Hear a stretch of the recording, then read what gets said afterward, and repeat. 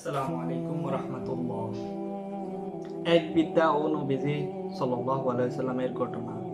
মক্কায় এক বৃদ্ধা প্রতিদিন রাসূল সাল্লাল্লাহু আলাইহি সাল্লামকে গালি দিতেন, নাউজুবিল্লাহ, এবং তার পথে ময়লা ফেলতেন। একদিন রাসূল সাল্লাল্লাহু আলাইহি সাল্লাম দেখলেন সেই নারী অনেক দিন নাই। তিনি খোঁজ নিয়ে জানলেন তিনি অসুস্থ।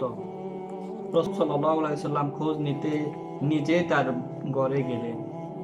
নারী অবাক হয়ে বললেন, তুমি সেই মুহাম্মদ যাকে আমি গালি দিতাম, তবুও তুমি আমাকে দেখতে এলে? তোমার চরিত্র এ প্রমাণ করে তুমি সত্য নবী। আমি ইসলাম ধর্ম গ্রহণ করছি। সুবহানাল্লাহ। এই ঘটনা থেকে আমরা কি শিখতে পারি?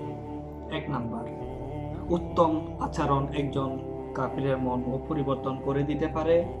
২ নাম্বার, ইসলাম কেবল কথা নয়, কাজের মাধ্যমে মানুষকে প্রভাবিত করে। ধন্যবাদ।